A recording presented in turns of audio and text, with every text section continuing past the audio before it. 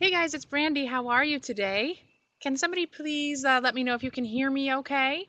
I'll be getting started in about 2 minutes. I see there's several people in the chat room. I just want to make sure that you guys can hear me before we actually go ahead and get started. So if somebody could please type into the little chat box whether you can hear me okay and if you can see me okay. Hopefully you can even hear me and see me enough to hear me ask that question.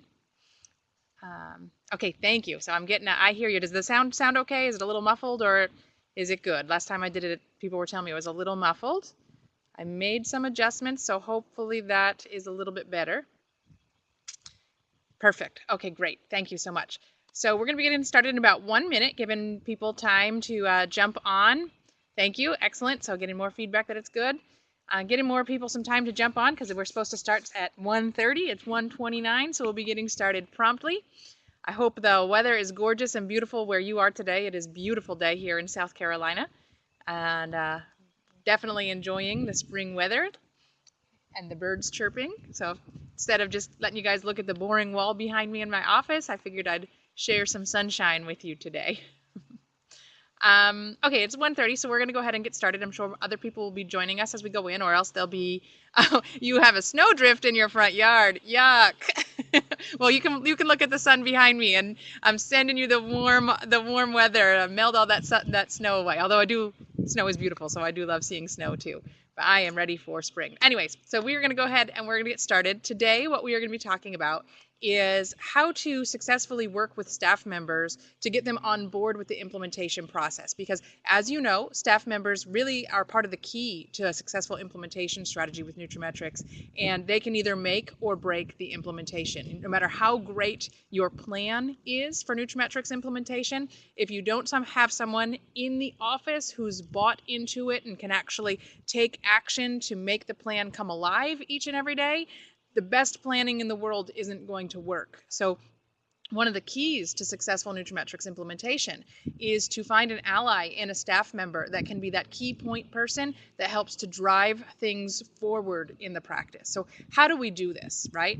One of the things that we talk about at the NC training, we actually lead off the NC training by talking about how important it is to understand the practice's vision and mission, right? And it's not just important for you to understand the practice's vision and mission, it's also extremely important for the staff members to understand the mission and vision. You see, they're already super stressed, right? In most practices, and I'm speaking in generalities, I know that that's not always fair, but in most practices, the staff are stressed because changes in economy of healthcare, that theme that we talk about in NC training, means more patients being seen in less amount of time so that they can generate the income that they used to be able to generate with fewer patients. And because the offices have to see more patients and spend less time with those patients, it adds additional stress to the staff. They have more paperwork they have to process, they have more people they have to get through the practice each and every day, and so many of them already feel like they're overworked. And some of them, when they're approached with the idea of implementing something new in the practice, whether that's nutriMetrix or whether that's something else, some of them feel like they already have too much on their plate and they just can't take on one more item. So how do we get over that? Well, one of the things you need to think about is not everybody's motivated by the same thing. There are some people that are motivated by money. There are some people that are motivated by feeling like they're making a difference, right? There are some people that are motivated by recognition. And so when you're working with staff members in the office, you may go in with a strategy that you're going to create some sort of monetary incentive for them, and that is important, but it might not be the thing that grasps that particular staff member that you're working with and gets them on board with what we're doing, right? You might be working with a staff member that is really motivated by recognition and they just want to know that they're doing a good job and they want somebody to be able to recognize that. You might be working with a staff member that needs to know that what they're doing is making a difference in the lives of other people. And you may be working with, depending on the size of the practice that you're implementing in, you may be working with all three of those different motivation types. Or you might be working with somebody who really thrives on achievement and knowing that they've accomplished something. So what we need to think about when we're working with the staff is what can we do to offer some sort of incentive that's going to meet the needs of all those different motivators and people that are motivated by those different impacts or those different qualities, okay? So when we talk about implementing a staff 1, 2, 3 presentation, we really created the staff 1, 2, 3 with these different motivating factors in mind. When you go through the staff 1, 2, 3, you want to make sure that you customize it to the practice and specifically to their vision and their mission. We give you slides to cover with the staff about what is nutriMetrix and why is the time so important for health practitioners to implement a wellness program in the practice. But when you're going through those slides, you want to make sure that you tailor the conversation to the conversation you've had with the health professional or the office manager or the key staff member in that practice. You want to make sure that they understand why this particular practice is implementing nutriMetrix. Is it because the practice sees patients who are coming in constantly struggling with not responding to traditional treatment and they want alternatives, and so the practice wants to be able to provide those alternatives to them? Are they looking to generate additional revenue so that they can practice the way that they want to without having to necessarily rely on the third-party payers? Are they looking to be able to cut down on the number of patients that they have to see per day in order to keep the lights on and to pay the staff and to be able to stay in operations, right? So what is it that caused this particular practice to want to implement nutriMetrix, right? We have great products, we know that. We have a great system, we know that. But there's one other factor that really needs to come into play, and the wind is really messing with me here. There's one other factor that really comes into play, and that is, why is this particular practice implementing? And we need to make sure that that message not only gets translated to the health professional and why they're implementing, but to the staff members. And at NC training, you may remember me talking about one of the stories, one of my own personal practices, where I went in. It's the one where the sushi waitress is the one that introduced me to this practice, and the staff members were not on board right away, right? But the practitioner, he actually had us do a staff lunch and learn from the very beginning, and he set the tone. It wasn't me, it wasn't Jenny, the other NC working on that account with me. He, the doctor who owns the practice, stood up, took his glasses off, and with a very heartfelt message to the patients, to the staff members, he said to them, listen guys, we've been in practice for 23 years, and the way that we've been practicing medicine just hasn't been giving our patients the results that we've been looking for. Patients that have been coming in that are diabetic, hypertensive, and overweight, 20 years later are still diabetic, hypertensive, and overweight. Some of them have had to have amputations. Some of them aren't here anymore, and we know that there's got to be a better way. So he talked to the staff about his goal, his desire, his vision and mission to transform the practice from traditional treatment to becoming a wellness-based practice where they could address the lifestyle of the patients and where they could really make a difference in the patients. And when he stood up and he talked about his vision and his mission, and he talked about how nutriMetrix was just a vehicle to get to that vision and mission, it made all the difference for those staff members. There were 28 people in that room. Nobody had a dry eye at that moment. They all became vested. They all understood what it is that we were looking to accomplish by implementing nutriMetrix in the practice.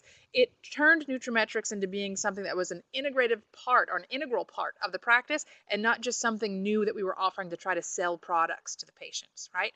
If we don't share the vision and the mission with the staff members, that's oftentimes what they think it is. It's just a way to sell products and make money off the practice. And although the practice can generate and will generate income through the implementation of nutriMetrix, in many practices, that's not the only reason why they implement. They really want to make a difference. And when we can get that message across, it's going to resonate with the staff members who are make a difference people, right? And then we want to identify which staff members are going to be the key players in that, and we're going to make sure that they also get recognition for what they're doing. And we also are going to try to put in a monetary incentive program for them. So by covering the make a difference people, the recognition people, the achievement people, and the monetary approach, we can cover the needs of all different personality types to create an incentive program for them. So let's talk about some of the types of incentives that I've seen work well in practices from a monetary standpoint. We want to make sure that they understand the vision and the mission. That's going to help cover the make a difference people, right? From a monetary perspective, one of the things that's worked really well is for the practice to come up with a system where a portion of the retail profit gets set aside as an incentive to be given back to the staff members. Now, if they do that, they need to create some sort of tracking mechanism to make sure that they know which staff members were involved in the process of the sale to the patient. And that's going to vary depending on how many staff members are involved in implementation of the practice. If they only have one staff member, well, it's going to be that person if that's the key person, right? If they have 20 staff members, it's probably not going to be all 20 that are interfacing with the patients about the product or about making sure the financial transaction goes smoothly or making sure that the patient gets enrolled as a PC or that a follow-up system is in place. But usually there's going to be at least 2 or 3 people that you're working with in the practice. So in that case, maybe what they want to do is take a portion of the retail profit and put it aside into a pool, and at the end of each month or the end of each quarter, that pool gets divided up among those staff members, right? Now, some staff members, they don't really want the extra money, but maybe they would be interested in some extra service, maybe some extra time off, paid time off. Maybe it could be, tickets to a show or tickets for a trip. Maybe the person that is implementing the practice, the revenue generated that's being allotted to the staff member can go towards paying for some continuing education for them. We really need to sit down and talk about what is going to light up that staff member. And you can think outside of the box. For some, it's just giving them that check for the retail profit. For others, you need to get a little bit more creative, but there's going to be something that lights that person up and gets them excited about it. When you're starting with the vision and mission, that's going to really help drive home the why, right? And then when we start getting into the how, we need to separate, okay, who's going to do what? That's part of the how of the implementation mechanism. And then how are we going to reward financially that person for doing that? It could be a portion of the retail profit. It could be tickets to a show, like I mentioned. It could be continuing education credits. It could be paid time off. One other thing that might be helpful is if the staff members are interested, they could also be offered the opportunity to participate in the MPCP. Some of the staff members, not all of them, some of the staff members might really be interested in generating a shopping annuity for themselves. And then part of their implementation strategy, part of their incentive could be to become a UFO and to be able to generate additional revenue through building a shopping annuity. That way, what they're building in the practice during the day as part of their job, right, is helping to create revenue that that practitioner could put into their own BDCs down below for the staff members. And as the staff members are shopping online and doing the things that a regular UFO does, the BV generated by the practice could be disseminated to those staff members as well, right? So that's something to think about.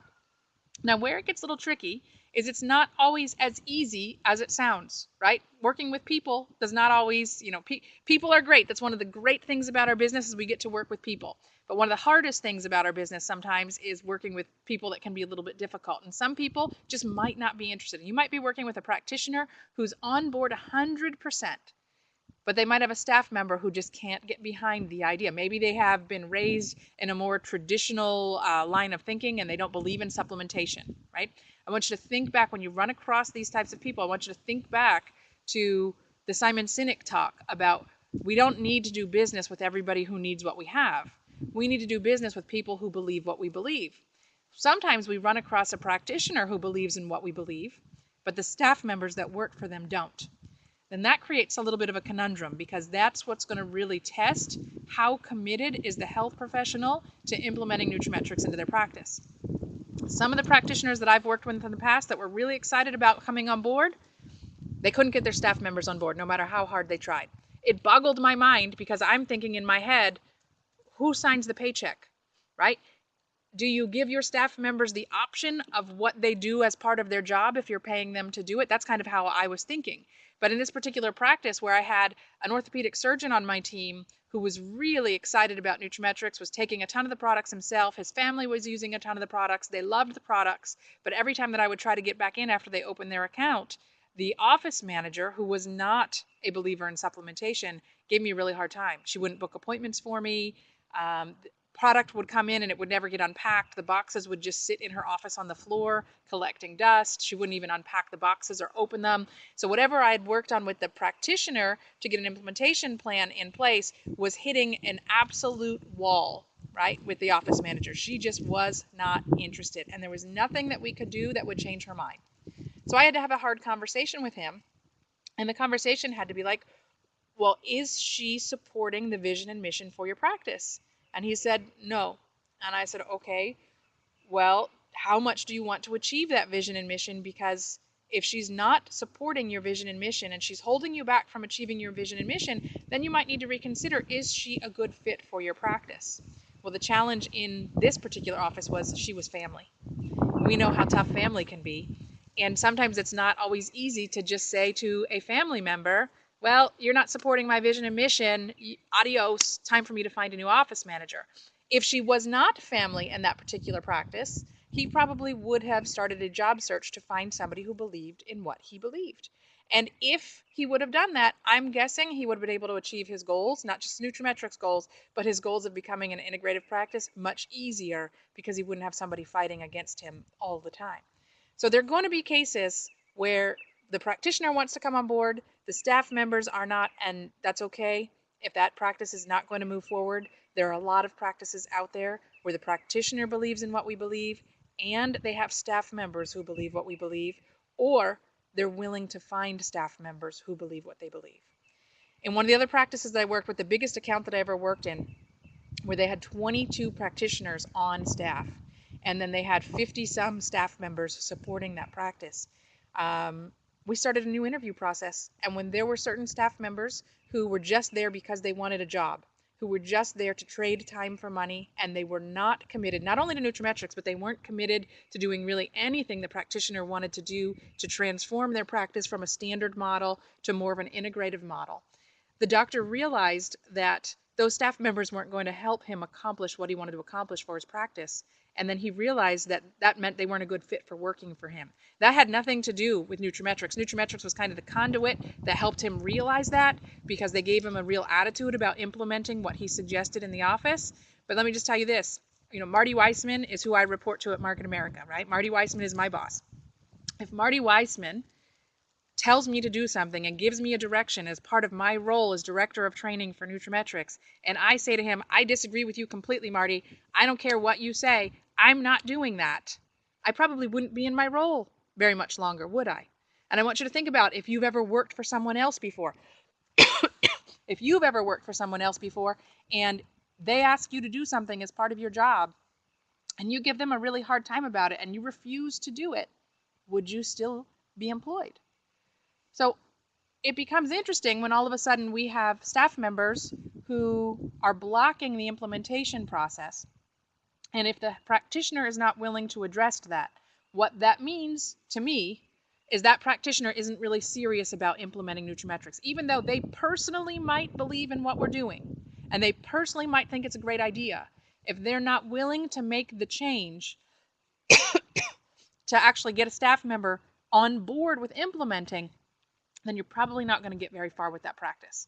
You might keep their account open, help continue to provide product for them, continue to provide product for that practitioner and their family, but just know that they're probably not going to ever evolve past phase 1 implementation, and that phase 1 implementation will probably not grow any farther unless there's a change with that staff. So this is why it's so very important from the very beginning to do that staff 1, 2, 3 presentation.